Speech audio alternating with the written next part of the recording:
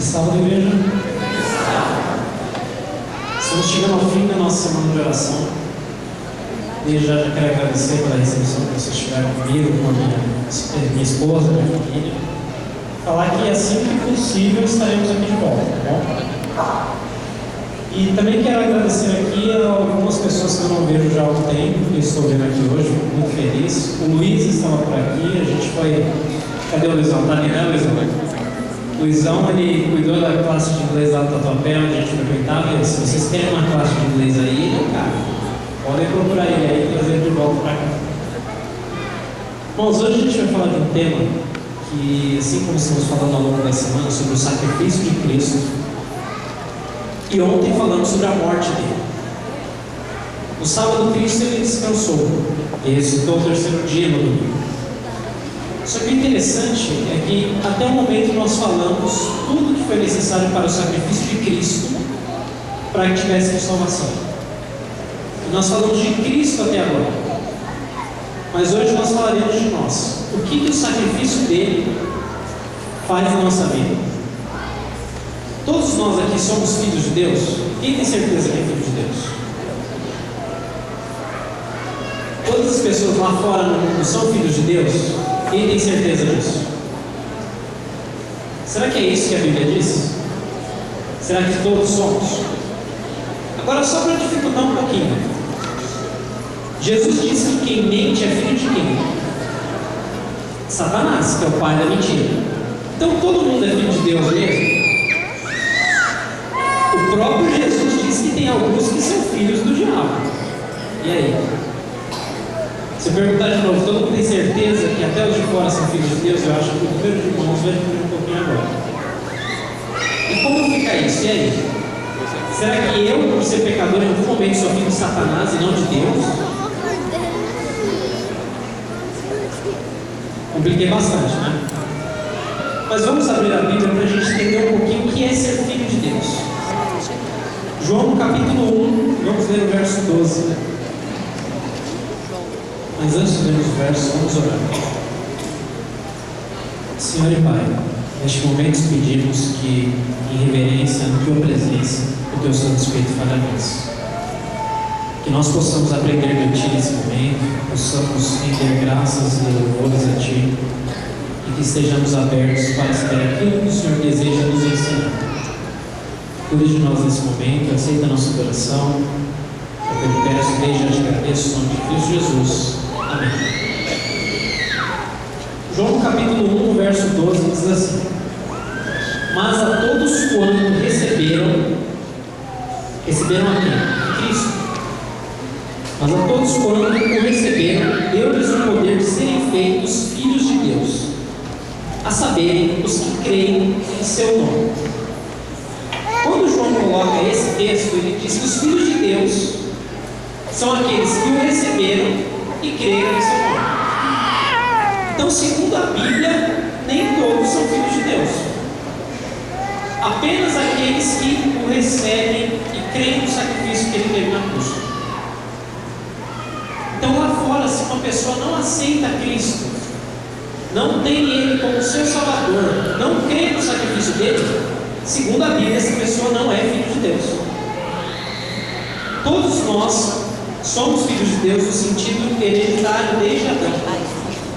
Mas assim que nós pecamos, nós perdemos esse título de filhos de Deus. E nós só o recebemos de volta quando aceitamos a adoção em Cristo Jesus. Quando aceitamos o sacrifício dele. Até esse momento, antes de aceitarmos o sacrifício de Cristo, não somos filhos de Deus. Quem diz isso não sou eu, é a Bíblia, como acabamos de ler. Para ser filho de Deus, precisa aceitar a Cristo. Do contrário, não são. Isso é algo que é bem pesado, se formos parar para analisar, porque nós temos aquela ideia geral, né? Até quando a gente ouve muito as pessoas que não são cristãs falam que alguém morreu, falam, mas ele foi para um lugar melhor, Deus recebeu ele. Às vezes a pessoa era um bandido, um criminoso, era alguém da pior espécie, mas quando morre fala, né? Foi para um lugar melhor. Não é isso que a Bíblia apresenta. A Bíblia apresenta que só é filho de Deus quem aceita Cristo.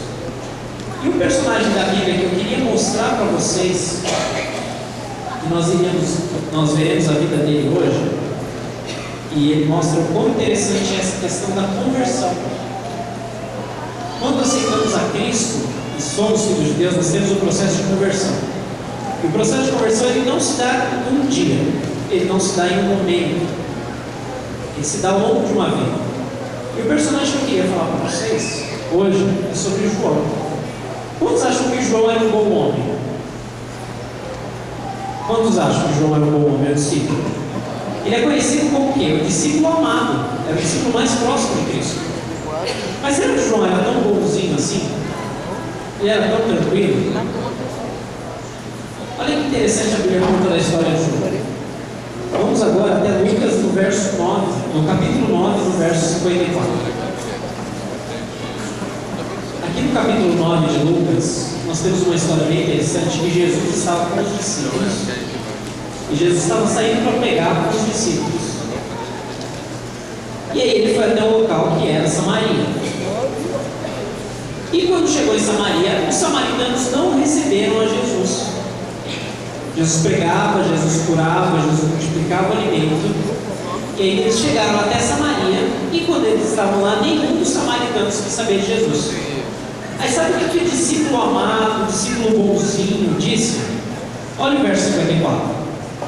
Vendo isso, os discípulos Tiago e João perguntaram: Senhor, queres que mandemos descer fogo do céu para os consumir?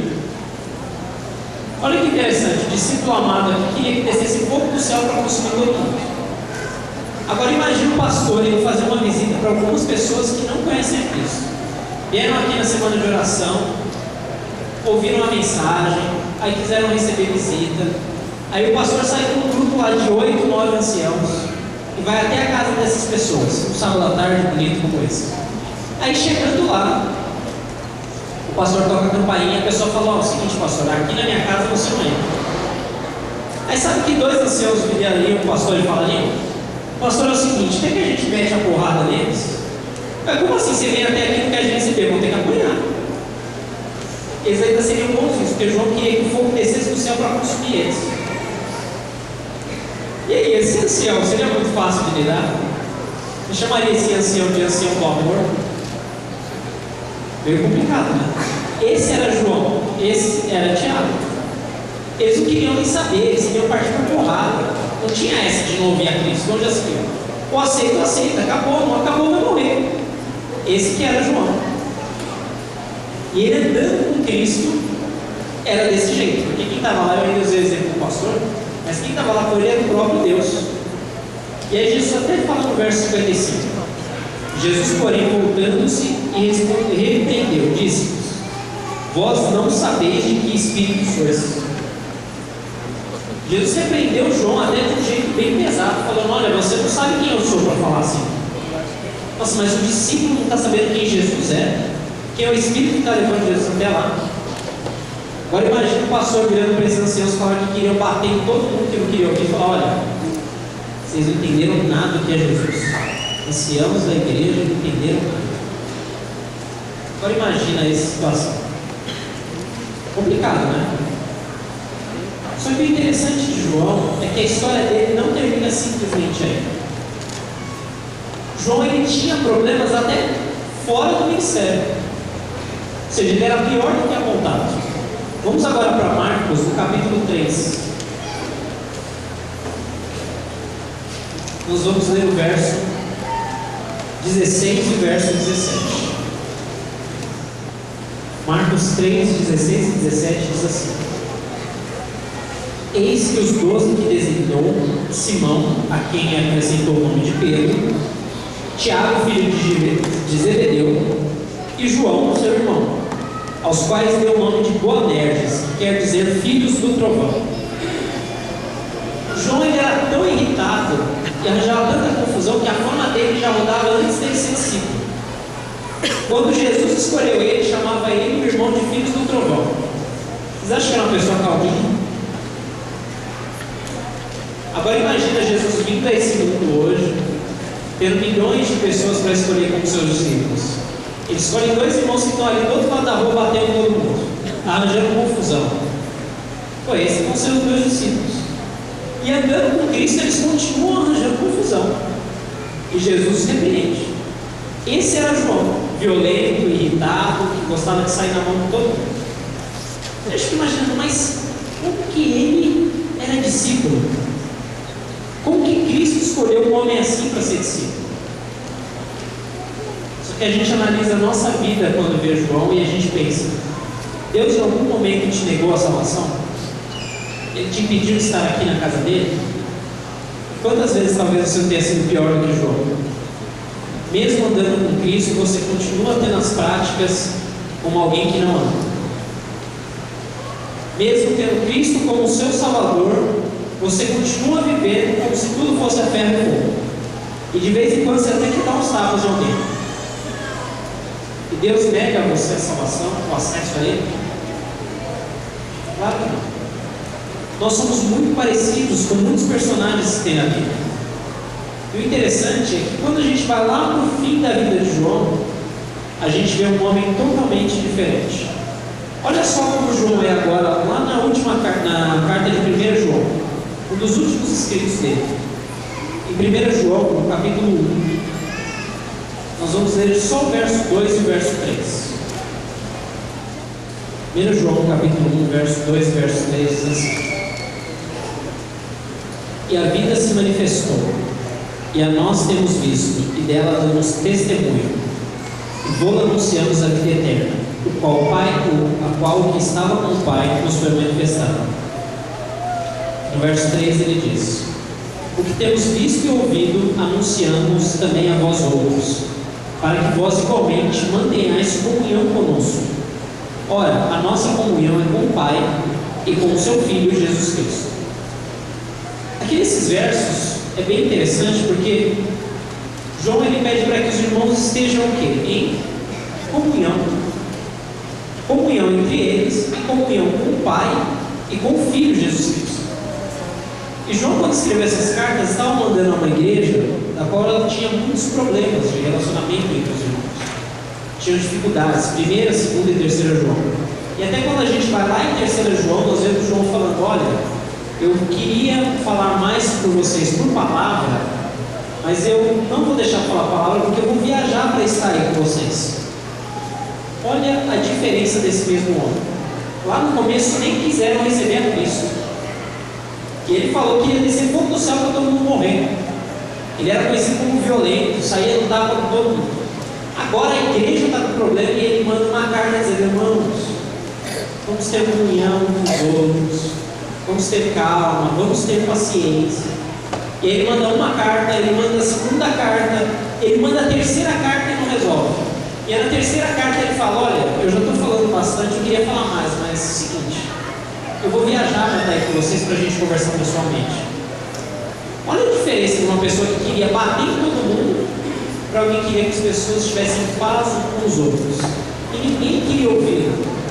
A ponto dele dizer: olha, tá bom, eu vou ter que ir para falar com vocês, eu vou. O João de antigamente não faria isso. Ele seria alguém totalmente violento. Eu ia falar o seguinte: vocês me ouviram? O problema é de vocês. Vão para o inferno, não aceitem a Cristo, não tem nada a ver com isso.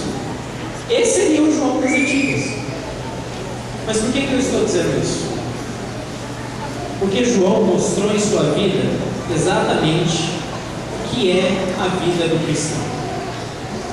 Quando o pastor se coloca aqui pregando todos os sábados, dizendo que nós precisamos ter uma vida devocional, precisamos ler a lição, estudar a Bíblia, ler o Espírito de profecia, orarmos, estar em comunhão com os irmãos, fazer o trabalho de Cristo, ele não está aqui querendo segurar você na igreja para dizer que ele tem um monte de lei e o dízimo do céu. É claro que não. Quando o pastor diz isso, quando ele os visita, quando os anciãos trabalham, quando a igreja trabalha para que vocês tenham materiais, tenham estudo, tenham cursos, é porque a nossa vida cristã, ela não se dá do dia para a noite. Ela é um processo diário. João mudou do dia para a noite. Mas o fato dele ter segurado na mão de Cristo todos os dias, passar uma vida ao lado de Cristo, fez com que ele cada dia fosse mais parecido com Cristo.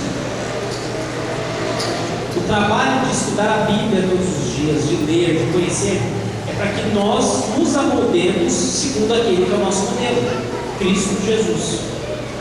Quando Jesus veio a essa terra para morrer por nós, Ele não veio simplesmente para nos dar uma vida eterna, mas Ele veio para que a nossa vida nesse mundo fosse totalmente diferente da vida que nós levamos. Uma vida de violência, uma vida de imitação, uma vida de confusão. E a pergunta que eu faço para você hoje: você aceita Cristo como seu Salvador para que você possa viver uma vida eterna ao lado dele?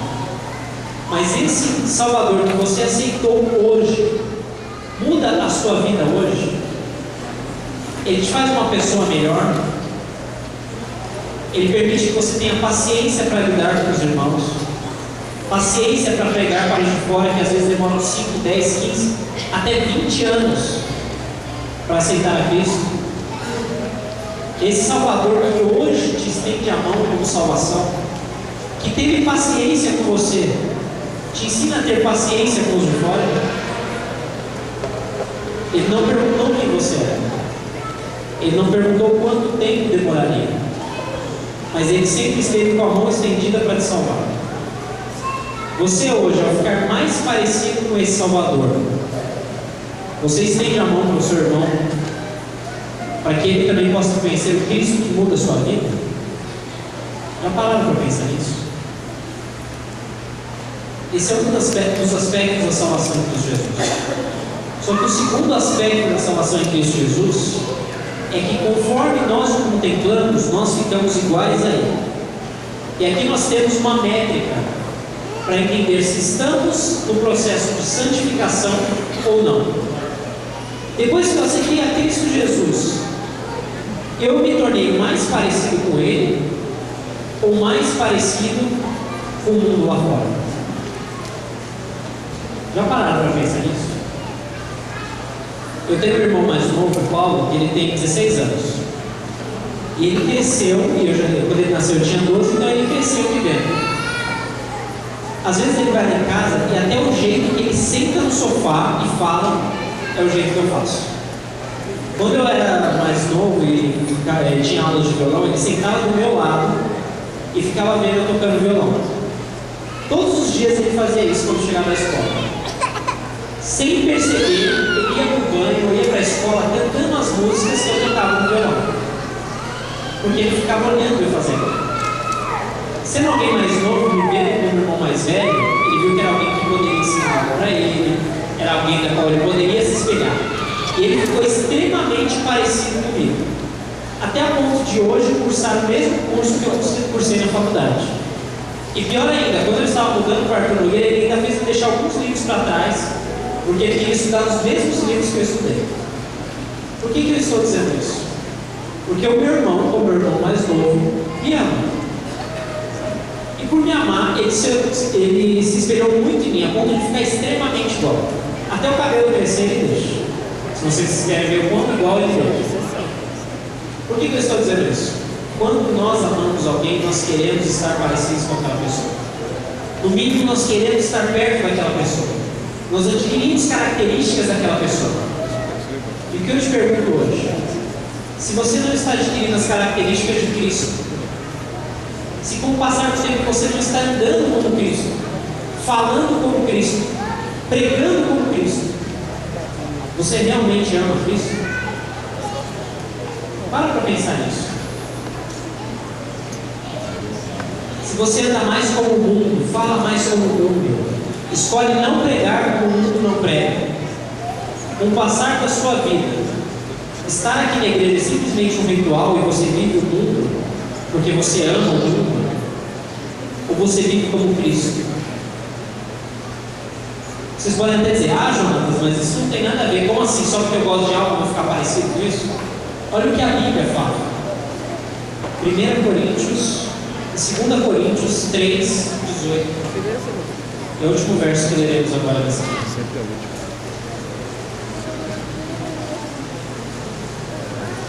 2 Coríntios, no capítulo 3, no verso 18. E esse verso diz assim: e todos nós, com o rosto desvendado, contemplamos por espelho a glória do Senhor. Somos transformados de glória em glória na sua própria imagem, como pelo Senhor, o Espírito. Quem está dizendo que você fica igual àquilo que você contempla não sou eu, é a Bíblia. A Bíblia diz que aquilo que nós vemos, nós ficamos igual. O meu convite para você nessa manhã é o mesmo que eu fiz todos os dias. Que você possa renascer. Mas renascer em Cristo Jesus. Porque renascer do pecado é fácil. Renascer da violência é fácil. Renascer da indiferença é fácil. Mas renascer de Cristo Jesus não é fácil. Porque Cristo Jesus, Ele não te pede um pouquinho, Ele te pede tudo. Toda a sua vida. Porque Cristo não morreu para salvar alguns, Ele morreu para salvar todos. E Ele não quer te levar despedaçado para o céu. Ele quer levar você completamente para o céu. E quando Ele nos pede que sejamos iguais a Ele, Ele não está pedindo para você morrer na cruz. Mas Ele está pedindo que, se necessário, você deixe de ser o violento João e aprenda com Cristo a dar outra face para salvar o mundo. É fácil fazer isso? Não é fácil. E para Cristo também não foi fácil. Mas se você se amoldar para cada dia ficar parecido mais com Cristo, você vai conseguir dar outra face. Porque Cristo conseguiu dar a vida por você. Será que hoje você ama Cristo o suficiente para ser parecido com Ele? Será que você ama Cristo o suficiente para renascer ao lado dele? Para estudar a palavra? E se algo da qual você faz for contra o que Cristo diz, você o ama o suficiente para deixar aquilo que é errado e seguir o que é certo? Mesmo que isso te custe muito? Cristo pede tudo. Mas Ele, antes de te pedir tudo, Ele te deu tudo. Inclusive a própria vida na cruz. Jesus não está te pedindo hoje nada mais do que aquilo que Ele já fez por você. Ah, mas é difícil. Ninguém prometeu que ia ser fácil.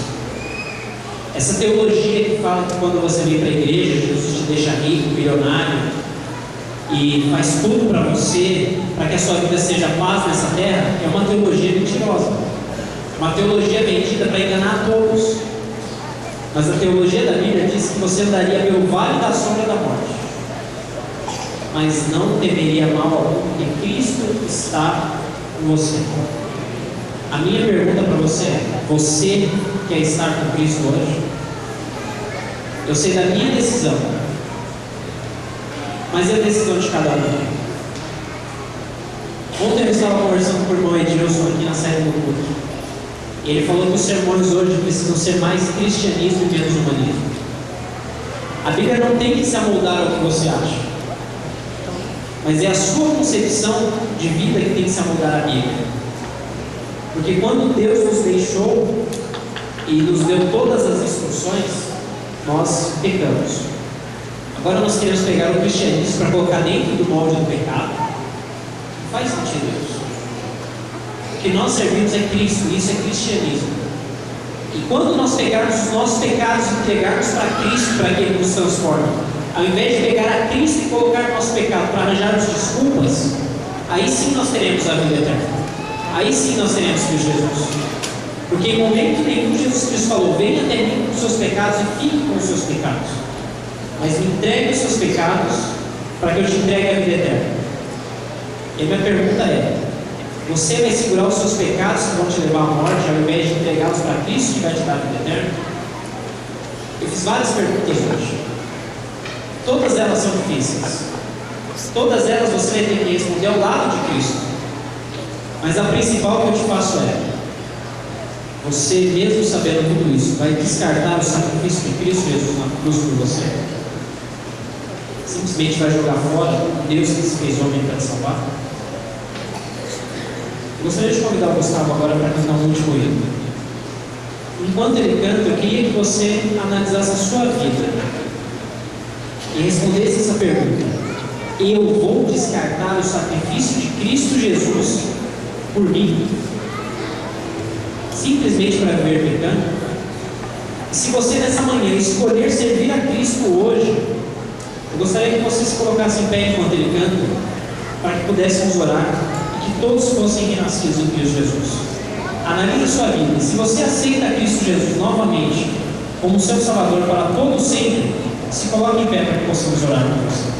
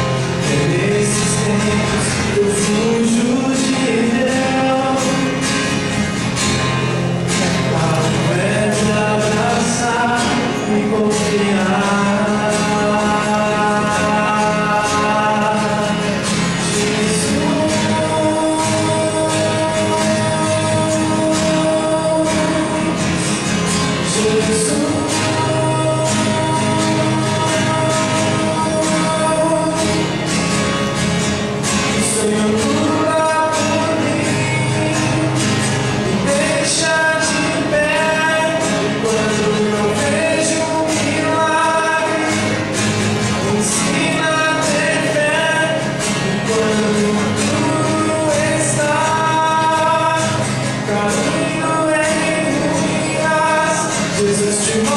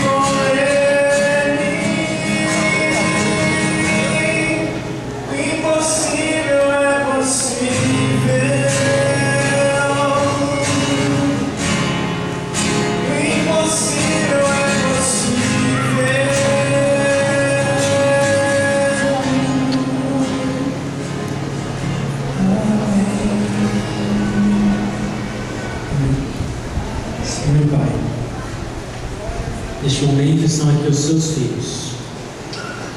Filhos teus que aceitaram a Ti como Cristo Jesus, seu Salvador. Que nesse momento o Senhor possa fazer com que eles nasçam em Ti. Que o Senhor possa restaurar vidas que foram quebradas. Que o Senhor possa dar humildade e perdão no coração de cada um aqui. Que o Senhor possa unir famílias que foram separadas. Que o que passou, passou. Que nós possamos Te entregar os nossos erros, os nossos pecados, receber de Ti o perdão e a eternidade. Que o Santo Espírito nos faça renascer todos os dias. E que hoje seja só o primeiro dia de uma eternidade ao seu lado. Que o Senhor perdoe os pecados de cada um aqui. Que o Senhor livre do mal, livre da tentação, livre do orgulho e do medo. E que nós possamos viver com fé, com alegria, com a certeza e confiança que Cristo Jesus muito em breve virá nas nuvens para nos buscar. Que o Senhor nos abençoe e nos guarde e que a nossa vida seja uma vida que prova a existência de Cristo nesse mundo. Nos leve para pregar o Teu Evangelho, para perdoarmos aqueles que nos ofenderam, para transformar as vidas das pessoas de acordo com a Tua vontade e o Teu poder. Nos conduza em segurança e em paz nos nossos lares e que possamos ter um restante sábado na Tua presença, certos do Teu perdão, da Tua salvação e de um novo renascimento em Ti. Cuida de nós, nos abençoe, nos guarde, em nome de Cristo Jesus, que morreu para nos salvar. Amém.